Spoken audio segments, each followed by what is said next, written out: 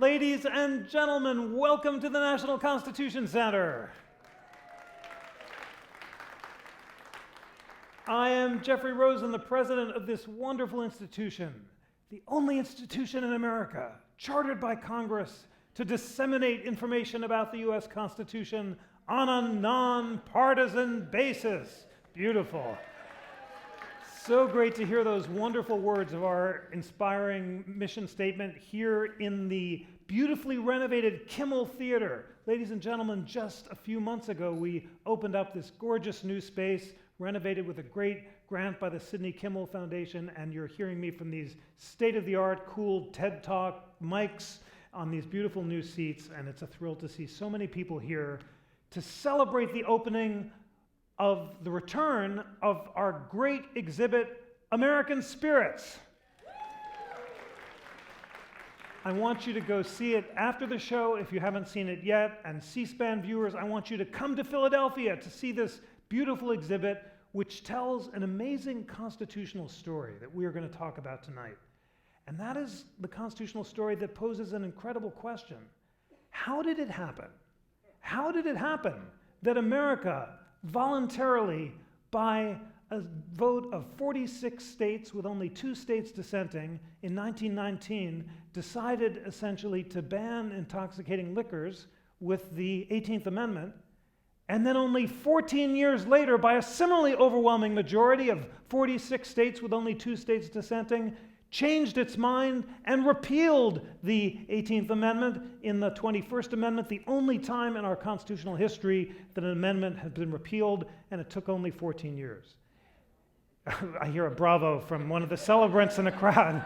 Those who are here enjoying a full bar, imagining that it's 1933 and not 1919. So everyone is enjoying their drinks. It's an incredible story. I had to cram to learn about it, but we have to talk about it 2 of America's leading experts, phenomenal historians, and I'm going to introduce them in a second. But before I do, I just want to say again how thrilled everyone at the Constitution Center is to welcome our new chair, Vice President Joe Biden. And it is so meaningful that Vice President Biden joins this incredible group. He was preceded by Governor Jeb Bush, before him President Bill Clinton, and before him President George H.W. Bush. No other institution in America has brought together leaders from both sides of the aisle to unite around our shared love of the U.S. Constitution and the importance of teaching it to all Americans. And that's what tonight's show is about, and that's what the exhibit is about, educating ourselves about this history, which is forgotten largely today, but so important and can teach us so much about who we are as a nation, how the Constitution has changed, and how we should think about constitutional change today. Okay, it's now my great pleasure to introduce our phenomenal co-panelists. Lisa Andersen is a historian at Juilliard. Her great book is The Politics of Prohibition, American Governance and the Prohibition Party.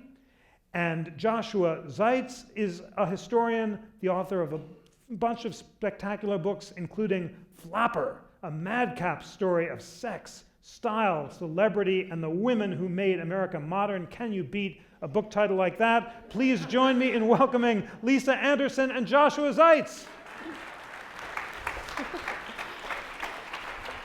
Welcome. It's nice to be here. So glad that you're here.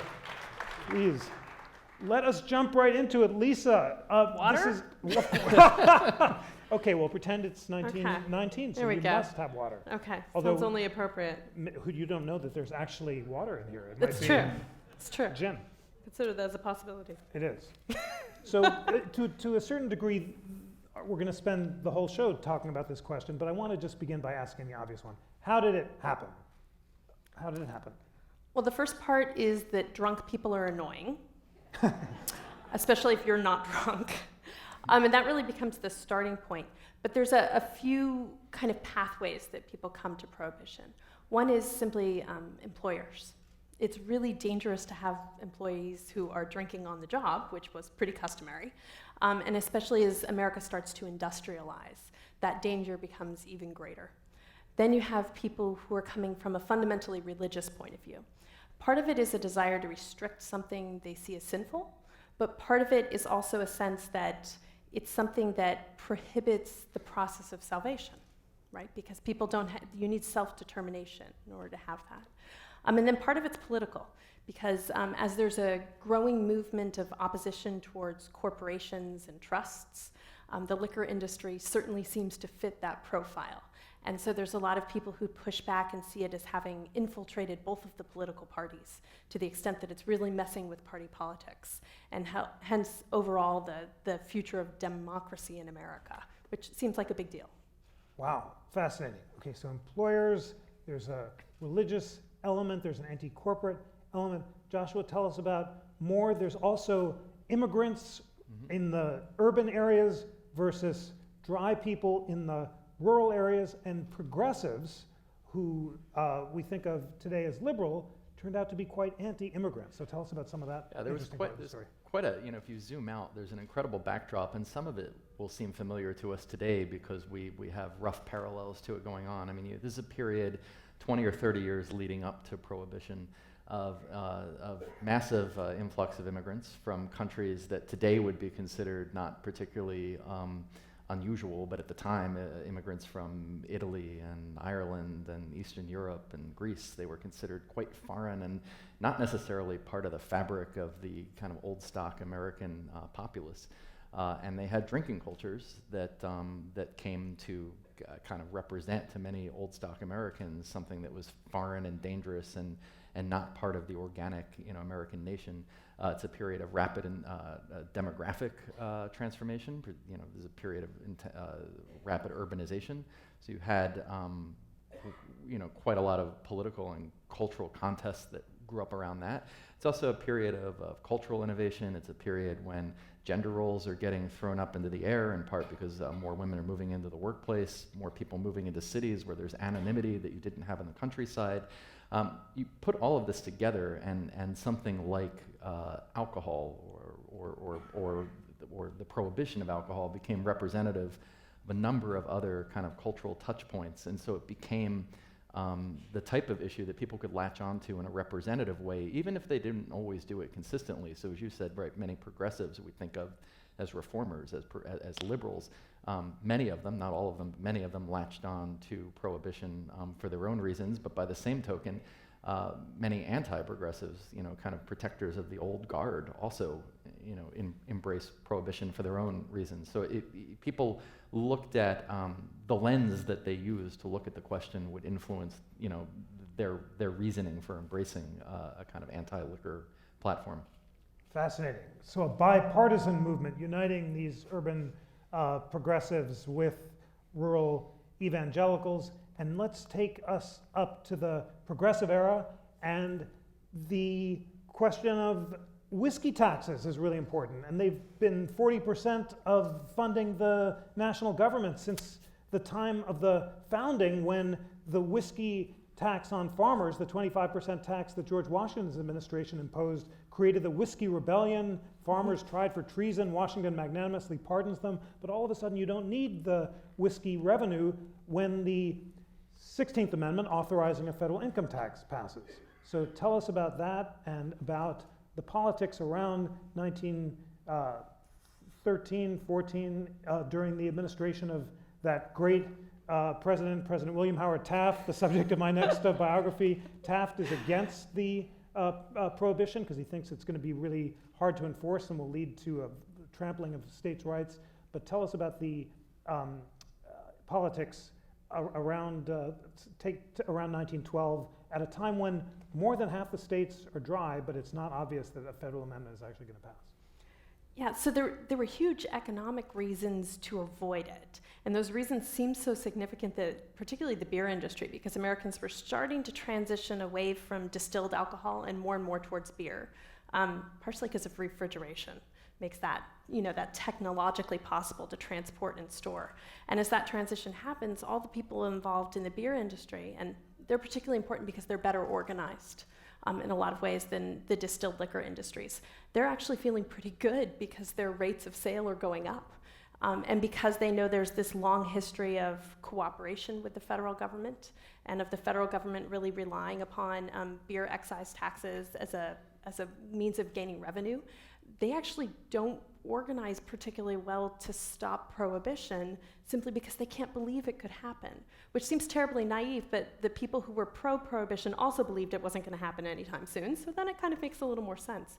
It was something that we can look at that amendment as something that seems to have ambushed both sides simultaneously. Wow.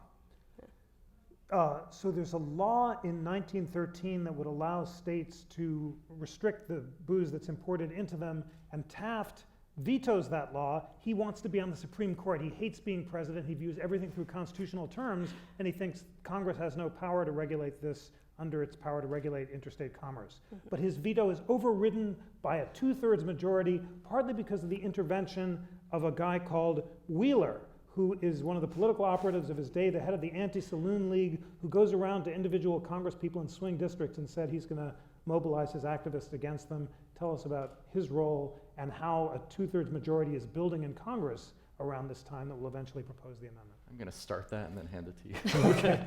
But no, I mean, Wheeler is this fascinating character because he's one of the first, I mean, arguably one of the first modern lobbyists. And he's a product of this era when there, you sort of mentioned the progressives earlier, but there are a whole bunch of progressive causes that give rise to a kind of modern advocacy model, people going and organizing visits to congressmen, not their offices, there were no offices then, or there were in the early 20th century, but organizing visits to congressmen, letter writing campaigns to congressmen, organizing letter to the editor type programs and public meetings, the kinds of things that we think of today as being a central part of modern organized political action was really, in many ways, the Anti-Saloon League embodied that. But you also saw other advocates, oftentimes intersecting with them, people trying to secure passage of anti-child labor laws, people trying to secure passage of immigration restriction laws or laws loosening immigration restrictions. So it's actually a period of heightened political activism. But the Anti-Saloon League was particularly innovative in the way that it actually mobilized both public opinion and elite public opinion. To tell us more about the Anti-Saloon League and Wheeler, Dan Okrent, in his great book, which we relied on for the American Spirits exhibit, describes Wheeler as basically an older version of Ned Flanders from The Simpsons. Actually, kind of like that. No, I mean, Wheeler is, if Ned Flanders was terrifying, I think that would be the best way to describe it. So, because Wayne Wheeler has an insane organizational sense and a willingness to, well, let's just say pressure. If he had been part of the mob, he would have been very successful. It was one of those things where he was able to find just the right person in just the right position and figure out exactly how to persuade that person that there was an enormous popular support for prohibition. Even if this involved trying to remove people from office by circulating things that were kind of unsavory, by making it appear that people who were merely neutral on the issue actually had a close relationship to the liquor traffic. He wasn't above such techniques, and he did use them quite a bit. But that's when we talk about the Anti-Saloon League, it's this idea that it's, for most historians, we call it the first major pressure group, as something different and special in comparison to politics regulated by political parties. There was this whole movement happening at the same time where people were trying to clean up political parties. They were trying to make primary elections run legitimately. They were trying to create initiative and referendum, to establish better procedures for bringing forward candidates, all sorts of regulations to try and make political parties better and more democratic. And then all of a sudden the Anti-Saloon League comes in and is like, we don't need political parties, we can just represent the people directly. And that kind of became an overwhelming sort of jolt to the entire way that people organized politics. No longer was it so dependent on political parties, there were also now special interest groups. Fascinating. Imagine populist forces rising up and challenging the political establishment. See, they looked like populist forces, and he said they were populist forces, but we're not quite sure if he was actually representing all that many people because they kept very secret records. That's interesting. And there were no Gallup polls then, so of course we don't know exactly. Not yet. No. Yeah. But we do know that by 1913, Wheeler was able to persuade 2/3 of Congress to override Taft's veto, even though Taft, the incumbent president, is against prohibition. Wilson, I gather, who vanquishes Taft in 1912, is kind of not clear how he stands on the issue, but it's 1917, and all of a sudden, World War I is nigh, and Wilson gives this dramatic address to Congress on April 2nd, 1917, declaring war on Germany, and 2 days later, on April 4th, Congress, by a 2/3 vote, proposes the Prohibition Amendment.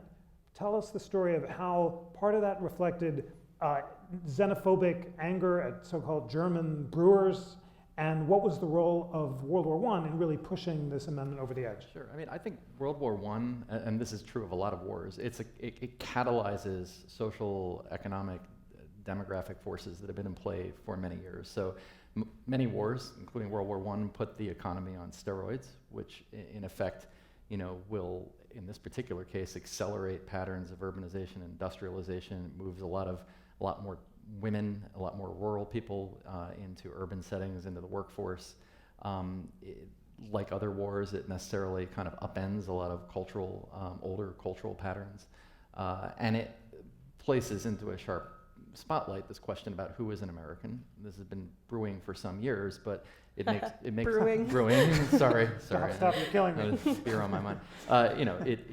German Americans are going to be suspect during the war, but in the immediate aftermath of the war, particularly in the context of the larger Bolshevik Revolution, there are a whole lot of people in the United States who become suspect. There's a larger discussion about whether they are fit for citizenship or fit to be part of the American nation, whether they're Italians who are suspected of being anarchist, or Eastern European Jews who are suspected of being communists or socialists.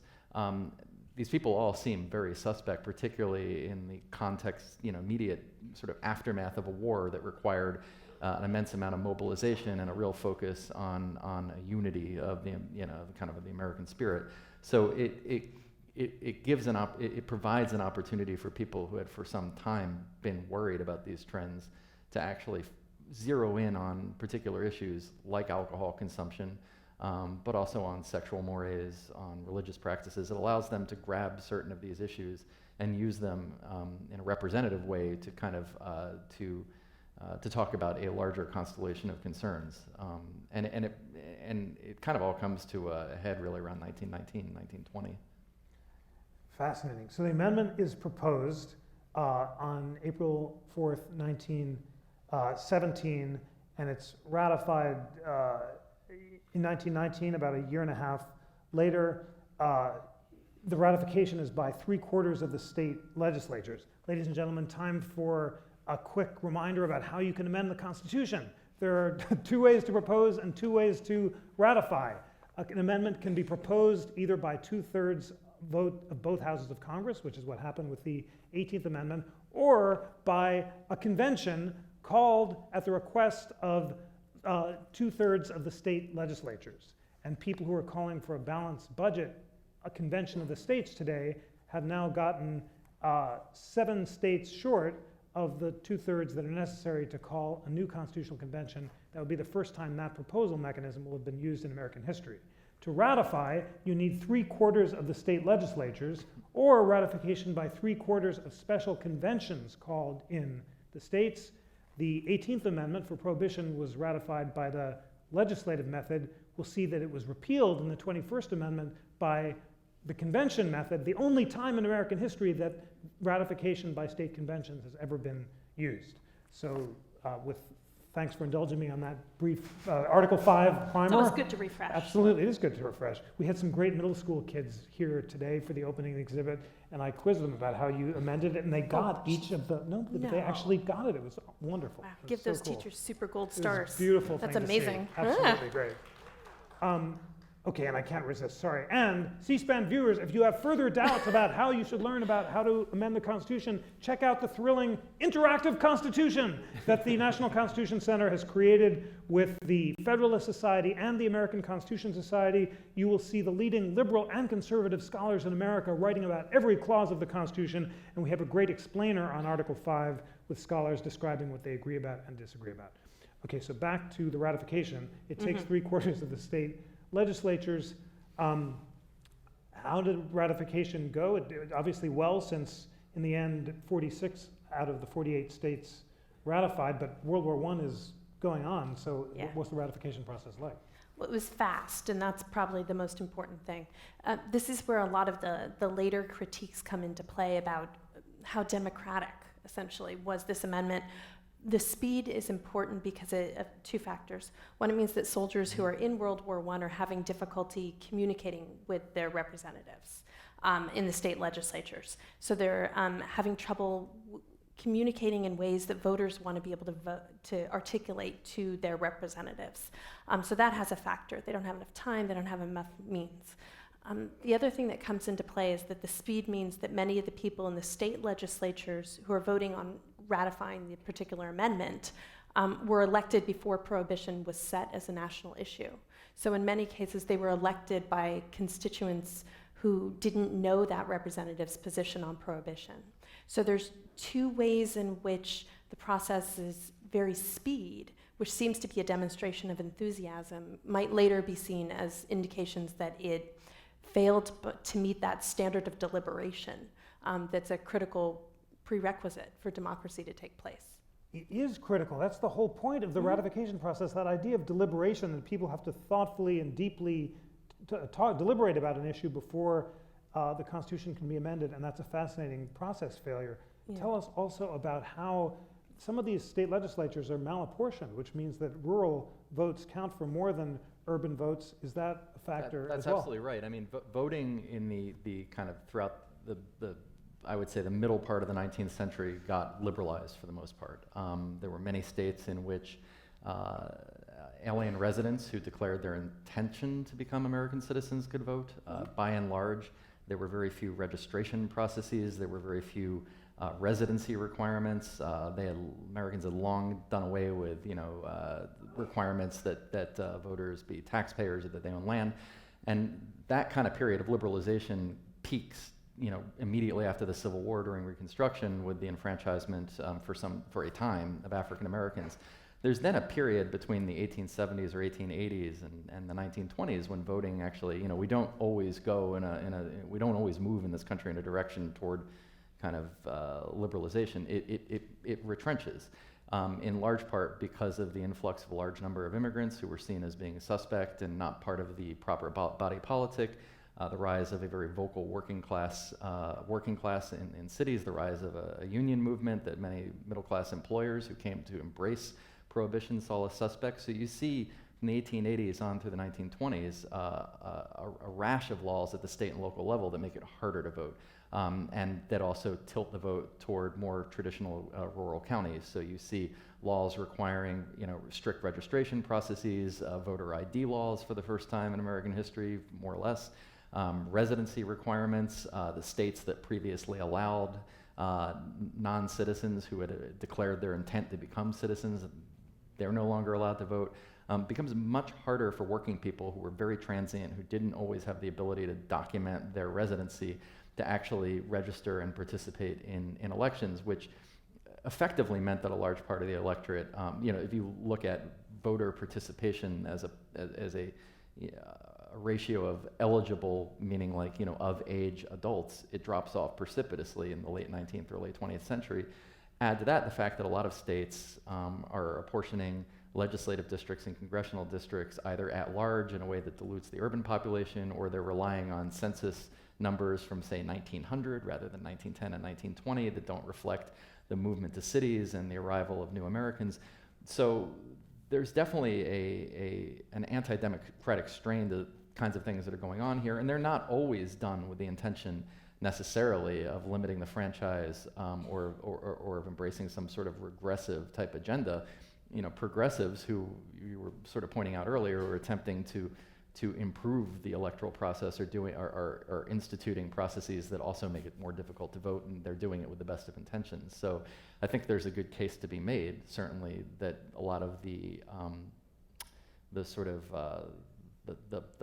the convulsiveness of this argument in the 1920s owed to the fact that a lot of people simply never viewed Prohibition as having been a legitimate exercise of democratic process. Fascinating. So this process that's supposed to speak for the deliberative sense of the people may have failed for these malapportionment and other reasons.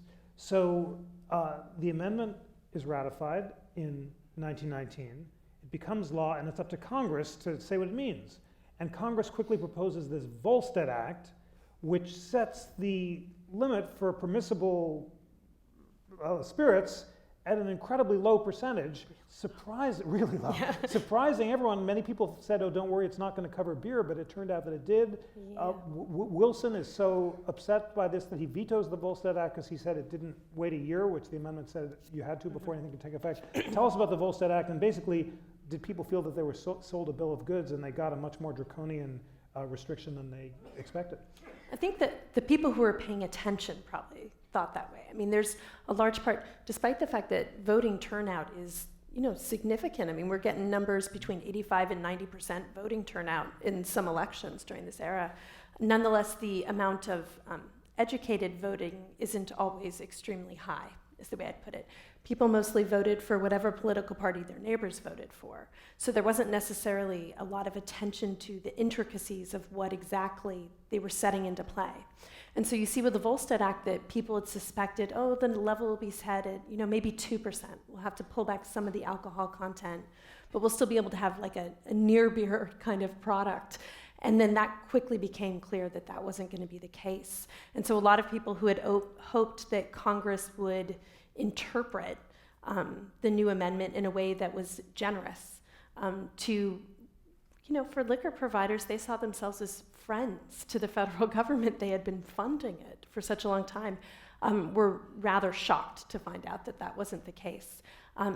But they had a year to kind of reorient. And of course, amazingly, because of the way the amendment was written, you could purchase as much alcohol as you wanted in that year before, and you could store it. So they did very good sales leading up to Prohibition, and a lot of basements became very full. Did anybody here go to Yale?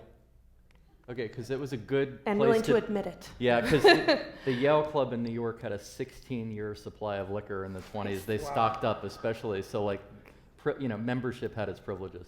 As well it should.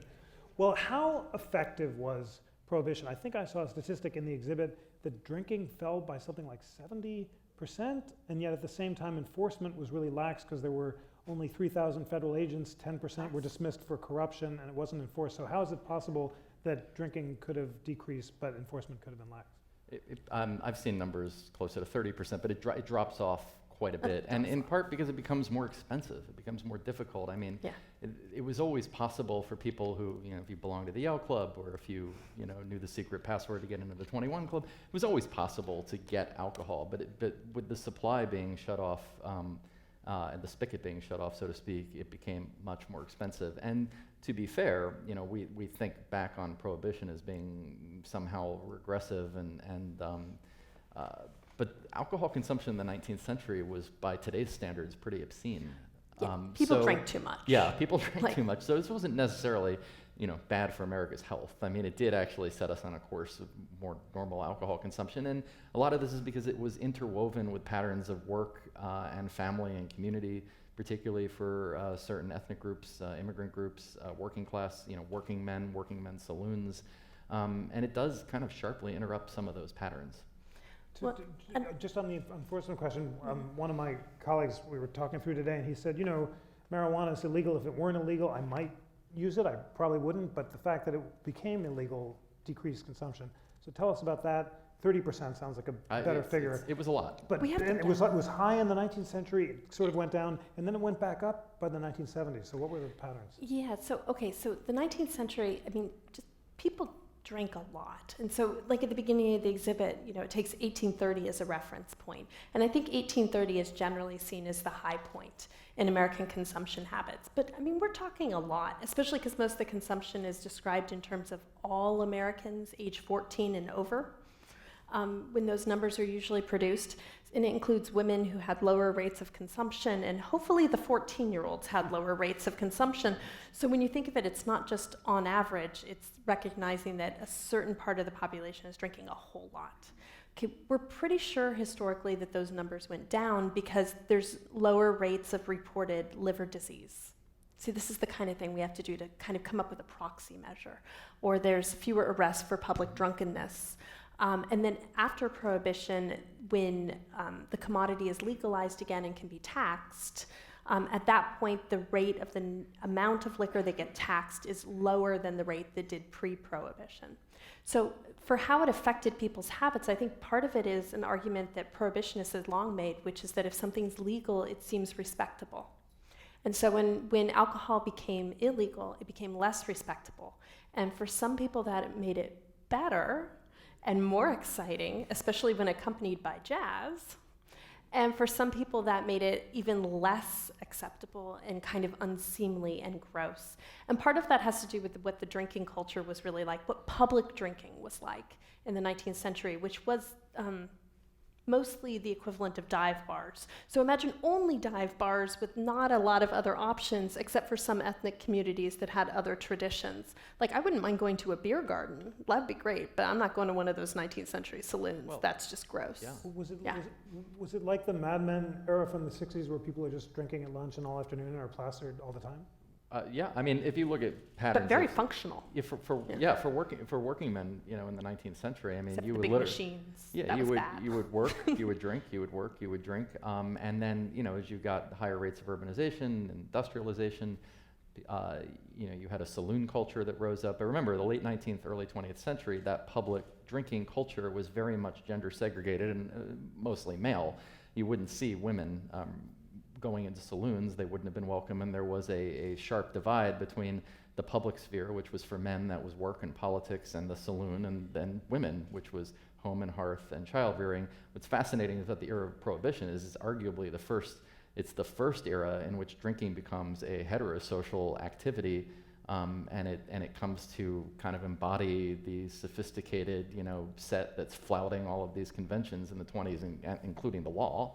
And they're doing it men and women together, but you don't get that really actually until it becomes illegal. We have in the exhibit a powder room, which is made out of a broom closet. You had to create powder rooms for women in these bars. So is that right, that it became an unwitting engine for gender integration? Yeah. No, I mean, it definitely had that role. I mean, and there we're talking about a particular class of women, right? And a particular kind of ethnic group. You know, Irish women had traditions of even home sales and things like that.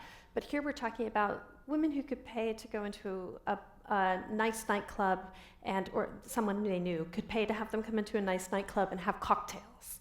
You know, this is the birth time of cocktails, and what I'm now going to call, what we all know are called the girly drinks, right? Anything that is pink or has sparkles or anything like that, they all become very popular. And part of it is to try and deliberately welcome a women's clientele who, most of the time in the 19th century saloons, you either came in as a woman through a back door into a ladies' lunch area, which was kind of or there were prostitutes. I mean, it wasn't an environment in which, there's a reason why it was so shocking in the 1870s when you'd have large groups led by the minister's wife storming the saloon and trying to disrupt all of its patrons by praying loudly in the middle. It was because you never saw women in saloons, except for the naked women on the wall, but that was another thing altogether. So it was this idea of the transformation of an environment that had been unseemly into an environment that's stylish. And that transformation is mind-boggling because it does create a whole new heterosocial world in which men and women can enjoy each other's company. It's not a fluke that the 1920s are the era when we first start seeing dating as a customary practice, much to my great-grandmother's heart attack. She used to call cars bedrooms on wheels, which evidently was a thing other people's grandmothers also called them. There's a whole culture of young people of both sexes coming together and just enjoying each other's company. And I mean that euphemistically as well as accurately. Yeah. I've heard that equation that in Texas in the 20s it was said that driver's ed and sex ed took place at the same time. Mm-hmm. Sure, Robert and Helen Lind were a husband and wife sociologists, and they went to Muncie, Indiana in the mid-20s, and they spent about a year studying the town. They published, you know, their kind of ethnography, so to speak, of the town. It was called Middletown. It later came out that it was Muncie.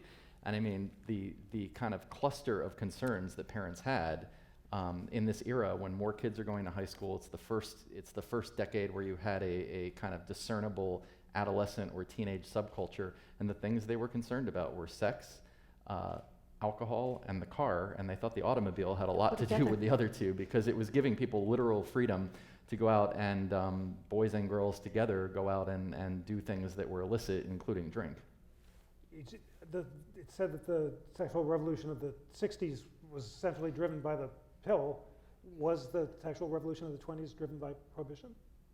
I I don't know don't if I'd call it driving. Well, Just throwing out a thesis there. no, but I think that they're all related factors, right? Yeah. They go Yeah. together. There's a certain aesthetic, a young people's aesthetic of the 1920s that's clearly identifiable with everything from fashion to how one spends leisure time to what expectations are before marriage. All of that was kind of coming together. So it's still an environment in which the women's dorms have curfews and the men's dorms don't. That's going to last a while. But it's different in some ways. There's an intimacy. There's people know each other better before they get married. I think.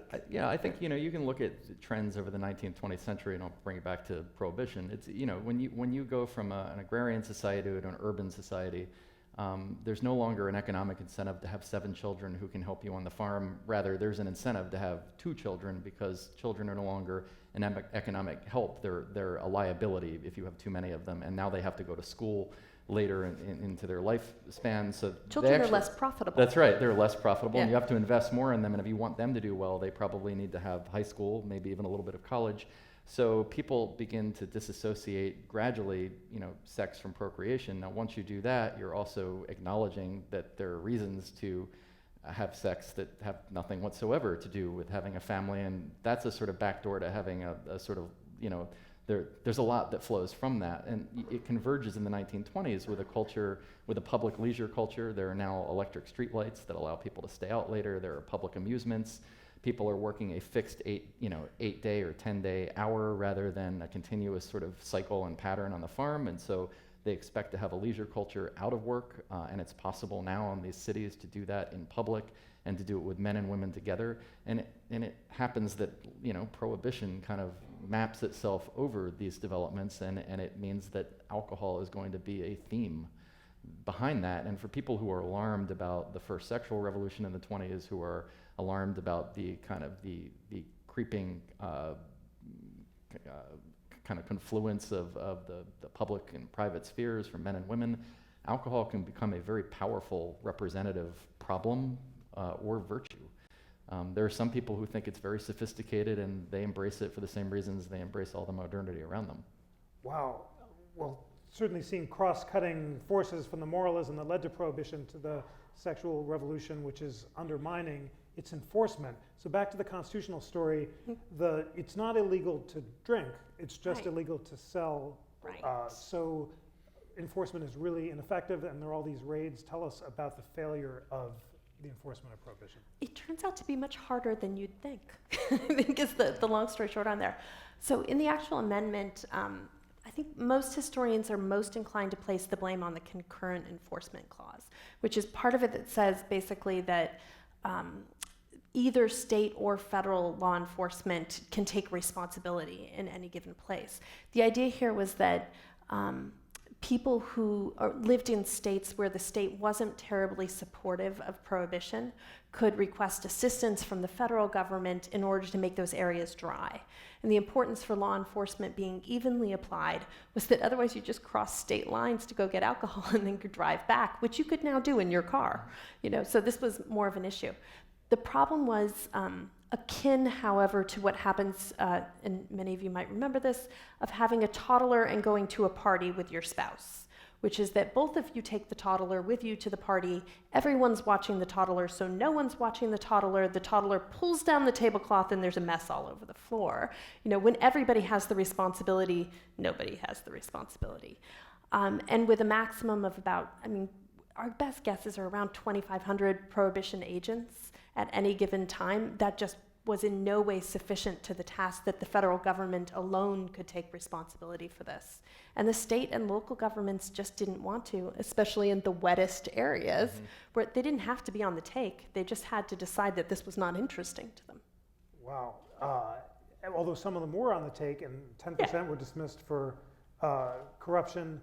Taft had warned about this failure of enforcement, even though the concurrent enforcement was necessary to reassure states that their prerogatives wouldn't be trampled.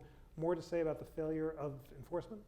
Sure. I mean, one of the ironies is that some of the law's staunchest proponents would also have been some of the sharpest opponents of a more liberal reading of the Commerce Clause, which would have actually allowed a larger role for federal law enforcement. But this is a period when you have a relatively small federal state. There's not a strong law enforcement apparatus. And there are entire sections of the country where there's a big demographic political change underway. You take a city or a state like New York, where political participation and turnout in elections just by sheer numbers shoots up dramatically between 1920 and 1928. That's a whole new generation of ethnic Americans who've come of age, they're citizens, they're voting, and you get entire jurisdictions where you effectively have the equivalent of the equivalency of nullification, basically, where the state or local authorities refuse to enforce it or just simply declare that it's not a priority, and they won't. Wow. Well, we have lots of great questions, but we have a lot more to talk about, including the constitutional revolution of the failure of prohibition and the repeal in the 21st Amendment.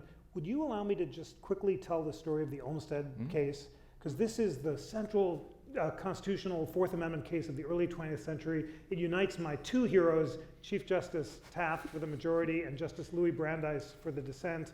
And it's the most important privacy dissent of the 20th century. So I want all of you, you can't come to the Constitution Center without getting a homework assignment. Your homework assignment is to read Justice Brandeis's dissenting opinion in Olmsted. And if you go to the exhibit, you can see the original telephone that the bootlegger, Roy Olmsted, used to make his phone calls to import all of this incredibly profitable illegal booze from British Columbia and Canada. So really fast, here's what happened. He's a wild bootlegger. He's making these phone calls on the telephone. Federal agents put wiretaps on the sidewalks leading up to his office. They listen in on his conversations. They say he's bootlegging, and they convict him. He says the wiretap was illegal because there was no warrant, and the evidence should be excluded. In an opinion by Chief Justice Taft, the court holds no trespass, no warrant required. Because it was public property and the wiretaps were under public sidewalks and they didn't trespass into the guy's office, Taft said, you don't need a warrant. Brandeis dissents. It's the most important privacy dissent of the 20th century. I really want you to read it. He envisions new technologies. He has in his desk drawer a clipping about a new technology, television. But he misunderstands television. He thinks it's a two-way technology where you can see each other through both ends of the camera. Basically, he anticipates Skype and webcams. But his law clerk says you can't just look out of a TV camera and see someone on the other side. Now, of course, you can. But Brandeis alludes to it, and in this haunting, prescient, prophetic passage, he says, ways may someday be developed by which it's possible, without physically intruding into the home, to extract secret papers from drawers and introduce them in court. A far smaller intrusion at the time of the founding was held to violate the Fourth Amendment. The general warrants that sparked the American Revolution revealed less of our thoughts, sensations, and emotions than wiretapping, which reveals the conversations on both sides of the wire. We have to translate the Constitution so it protects the same amount of privacy in the age of the wires as it did at the time of the framing. Incredible opinion. Please read it and see how these two great constitutionalists, Taft as the originalist, didn't like prohibition but thinks it has to be enforced, and Brandeis, the prophet, says that it's privacy, not property, that has to be protected. Okay, back to our regularly scheduled programming. I was quite amused. Well, I love teaching criminal procedure because they're all prohibition cases. And it's not just Olmsted.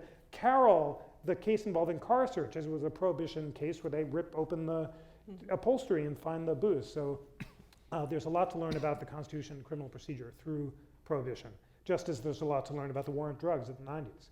But we've seen this groundswell of doubt about prohibition, and Franklin Roosevelt is inaugurated, and there's the Depression, and all of a sudden you need the money from the liquor tax again. And somehow, in 1932, the repeal amendment is proposed, and by 1933, it's passed, not by the state legislatures, but by this unique procedure never used again or before in American history of special ratifying conventions called in the states to ensure the state legislatures didn't undermine it. Back to what we started with, how did that happen? So the idea all along, so there have been people who, because they were invested in the liquor industry, had been opposed to prohibition. But just as prohibition was about to come up, all of a sudden you start having people who aren't invested in alcohol at all, financially, who start to become really concerned about the amendment's implications. And those implications get amplified when the amendment isn't attended to particularly. So you get someone like Pierre Dupont who switches sides, or Mabel Walker Wilderbrandt. You get these figures in business. In my classes, I teach them as people who the women wear pearls and the men wear hats. You know, the very collected, professional, highly connected sorts of people, both men and women. And as they start to kind of advance the ideas of repeal, they keep emphasizing both the way in which it seems to be teaching a disrespect for the law, and the fact that it's questionable about its democratic character in the first place. They tried making that latter complaint first through courts, and it didn't really get the traction they wanted. But it did have appeal popularly, this idea that somehow the enactment of this amendment had not been reflective of the popular will, something that, was at least an arguable point based on how people responded to it. And that translated into a campaign for repeal that had to be consistent. If the critique was that the Prohibition Amendment hadn't been democratic, they needed to find a method for repeal that looked as democratic as possible. And going to state conventions seemed to do that. But then there's the tricky point we were talking about earlier, which is the idea of state conventions as a ratification method means everybody who's selected, the voters knew exactly how that person was going to vote before they walked in the door to do the vote. But that also means that there wouldn't be deliberation as part of that process, so that any deliberation was only going to be between constituents and, in this case, the delegates who would represent them. It wasn't going to happen amongst the delegates themselves. So it wound up leading to a version that was arguably more democratic, but was also just differently democratic. And Like I think a that's a referendum. tension we still work with. Yeah, it's a Yeah. referendum. More like a referendum, and but also passed very quickly, even more quickly than the original. Even faster. amendment. Like it went faster. Weeks. I mean, these two amendments are just unusually speedy. And I think that the repeal, maybe you It's remember, isn't spring it the of fact, doesn't it have the record of, okay, now I wish I remembered I off don't the know. top of my head. It's right in this thrilling copy of the Constitution. I'm we get sure four it on the is. interactive Yeah, I think Constitution. it's under a year, Oh, if I'm remembering correctly. Yeah. The yeah. only, I just can't read it. It's 'cause the I- ranking of them that quickly that's the hard part to do. So it is proposed on.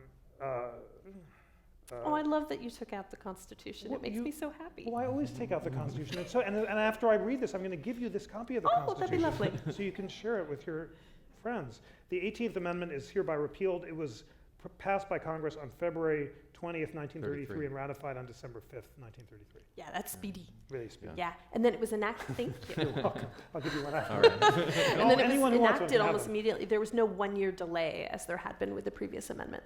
Can I just pick up on one really fascinating point you made before I ask you to chime in on repeal? You said it was challenged in court as anti-democratic. When I was a law student, I came across a wild law review article saying that the 18th Amendment might itself be unconstitutional. The idea of an unconstitutional amendment sounds like a solecism. Did some actually argue that in court, and what was the argument? Yeah, I'm trying to remember. I want to say it was Charles Evans Hughes, but I'm not 100% sure. Yes, the Chief Justice. That basically made this argument that essentially the process itself, because of both its expedited rate and the fact that the legislatures hadn't, the way that the election cycle had worked, was that it was inconsistent with the very ideas of kind of rule by law, which required deliberation as a greater part of the process. Incredible. Those But I'd have to arguments- reread it in order to be very precise. Well, we Yeah. all will, and we'll look for More homework. There is homework. C-SPAN viewers, check out, was it Charles Evans Hughes? What were the arguments? And if you can find this really cool law review article from the 20s that I remember as a kid. I kind of love you'll learn old from law it. review articles. They're so meticulous. Well, right? they are, and they're Yeah. written in that beautiful typeface. And I know. Just like the old books. I was looking at some from like the 1890s the other day. It was great. About They were what? so precise. What were these about? These ones were about civil damage laws. In particular, well, this actually ties in. So there was a use of civil damage laws pre-Prohibition where, since women were by virtue of coverture not able to own property if they were married, their husbands owned the property in in their name. Therefore, if a woman had a husband who had become a drunkard, which was the category used at the time, that she could file an official report with the bartender and with the police department. And if they continued serving her husband, they had denied her her means of support. So the fact that she relied upon her husband as means of support, because the law only gave her that as a choice, translated into the fact that she was entitled to that means of support. And if it was denied to her, then she could sue the bartender, the saloon owner, and anybody up and down the line for the right of means to support, and they would have to pay for her. And sometimes there was even an extra payment depending on the number of days in jail her husband had to serve. Wow. Well, remember, Awesome, huh? Totally awesome. Wasn't that great? Read law review articles and ask what they're about. well, the fact that so many women were at the forefront of this movement, as well as other progressive movements, you saw a fascinating sort of dynamic in the late 19th, early 20th century, culminating in the progressive era, where women who were politically active would oftentimes, they rhetorically wouldn't challenge the idea that there were separate spheres, you know, the private sphere, home and hearth for women, and the public sphere of politics and public life for men.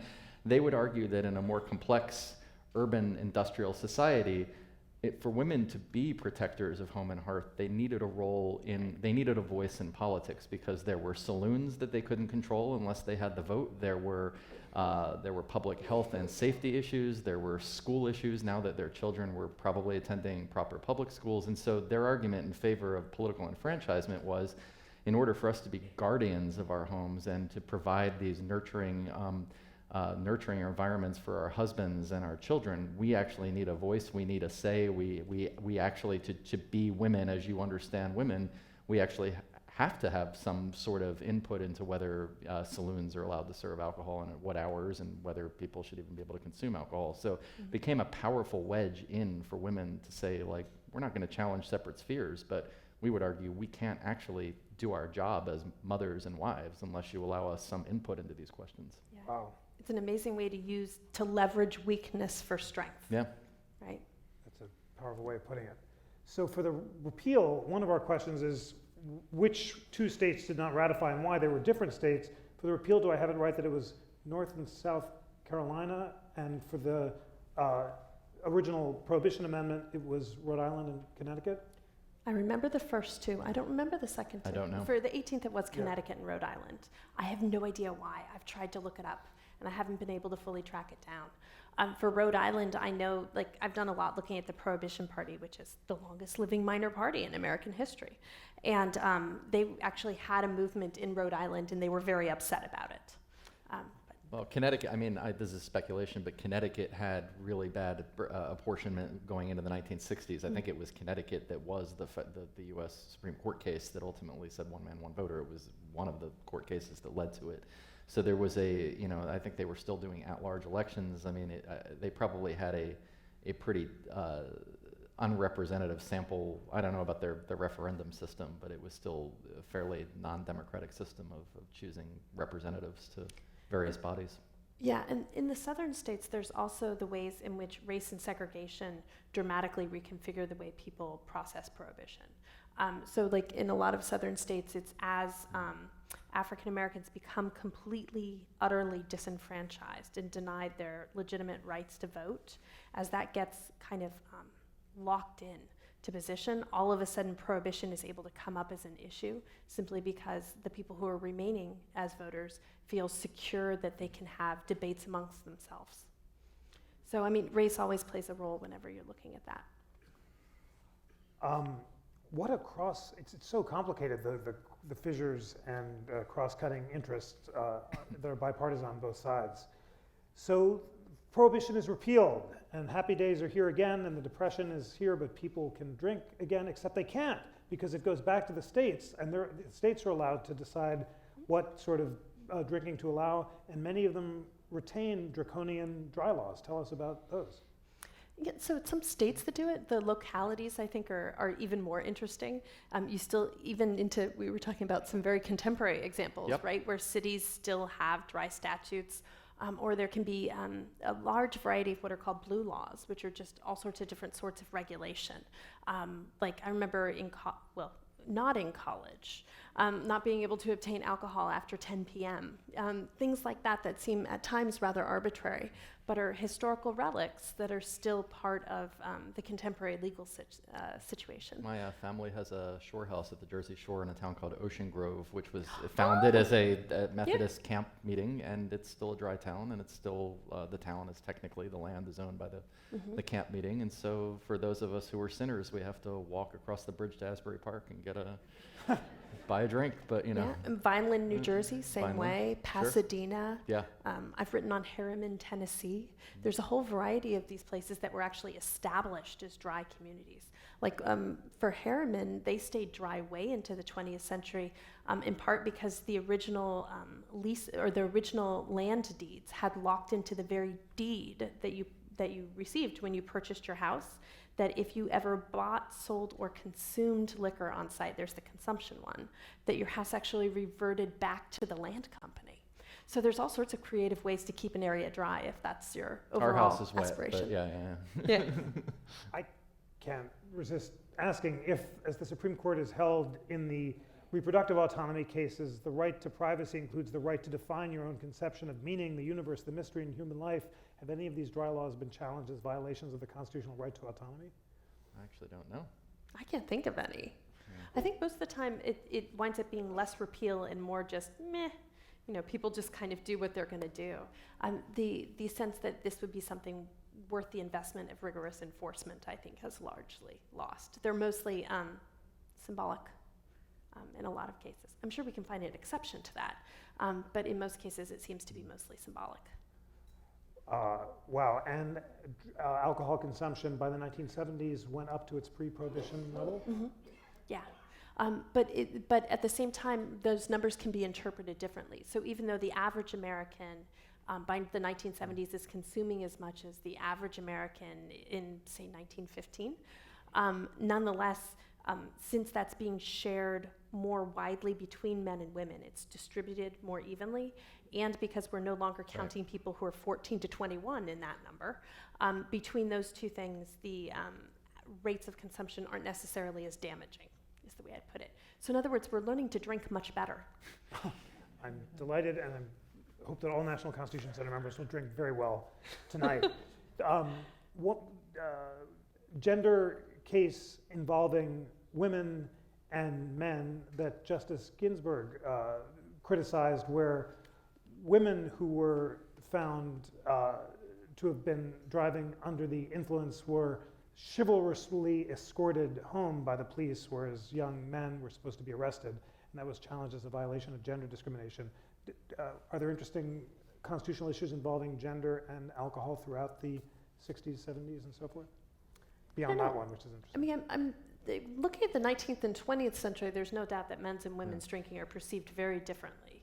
And probably the opposite of that women who drank in a public way were dismissed, that was a signifier for a whole world of misdeeds and criminal activities, versus for men, the consequences were just nowhere near as high.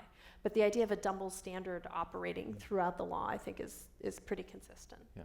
But I can't think of anything through the 60s and 70s in the same way, except college dorm regulations, really. Right. I mean, I think it's the lens of in loco parentis laws that came crashing down in the late 60s and early 70s. I mean, in the 1960s, certainly the in loco parentis laws treated college women very differently than they did college men.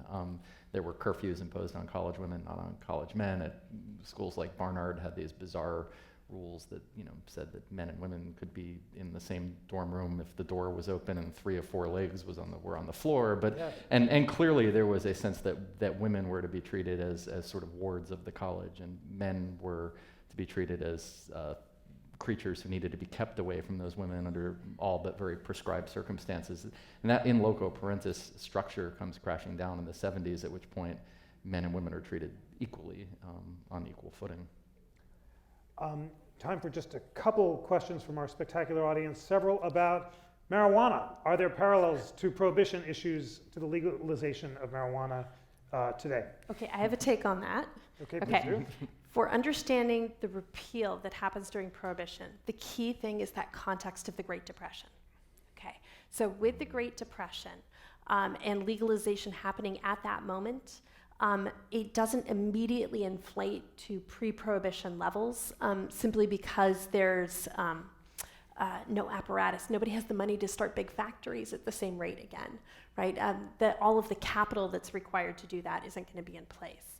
So the question is, with something like marijuana legalization, how it works in terms of business economy is a little bit different, in part because the development of kind of mass agro-business in terms of marijuana cultivation doesn't have the cap on it that the Great Depression had put on that same commodification for alcohol.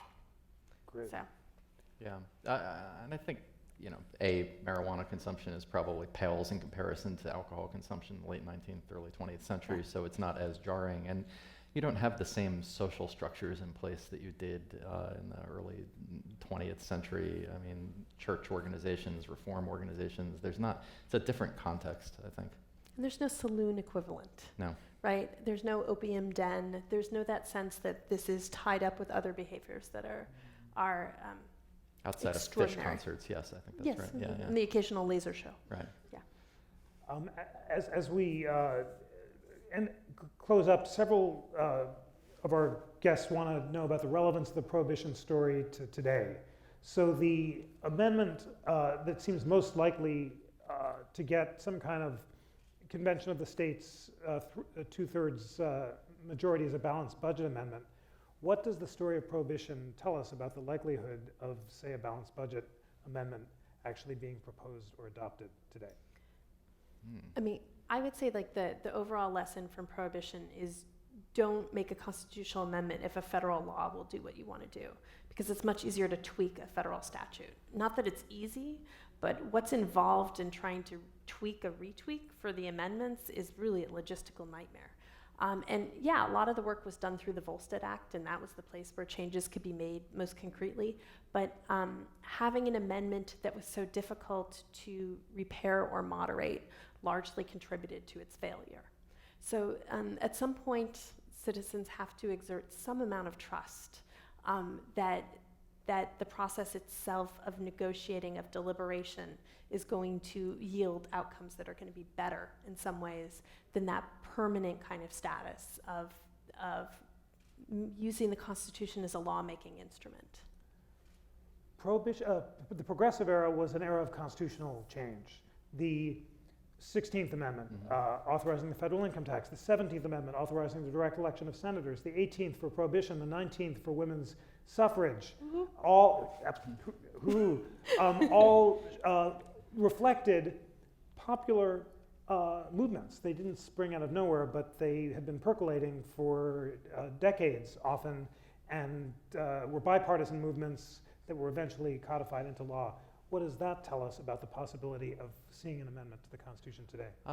I think that the similarities between then and now, 100 years ago today, are that, as you say, it's a period of incredible political engagement. And it was also a confusing period of political engagement where you had ideological blocks that would coalesce together when it was convenient, and then they would coalesce against each other when it was convenient. I think it was Peter Filey, an historian, who sort of wrote this famous article 30 years ago saying, was there even a progressive movement? Did it exist? I mean, you had people who were in favor of prohibition on one day, working with eugenicists on a particular set of issues, and the next day they'd be battling each other on immigration reform. So it was a kind of ideological coalition building block type world, and I think we are sharply polarized today. But to some extent, if the Sanders and Trump phenomena show us anything, is that there are a whole bunch of voting blocks out there that are driven by ideological questions that don't necessarily match up neatly to partisan politics. And so, the question is, does that lend itself to lawmaking via a constitutional vehicle? Potentially, but it's messy, and I think the lesson is that it will be very difficult to predict which groups line up with each other in order to actually support such an initiative. I think it would be surprising. You'd be surprised to see who actually aligns with whom. And that's not just the issue, it's also the question of whether you think the Constitution's the best vehicle for it. Yeah. So people who might align in one way on the issue will align another way about that particular strategy. Yeah. Well, on that wise note of caution, I have to thank you both for a superbly engaging and spectacular discussion. Thank you so much. Ladies and gentlemen, thanks for joining us. Let's go out and see the American Spirits exhibit. C-SPAN viewers, come to Philadelphia and see American Spirits, and let's go have some great drinks. Thank you very much. Thanks so much. Wonderful.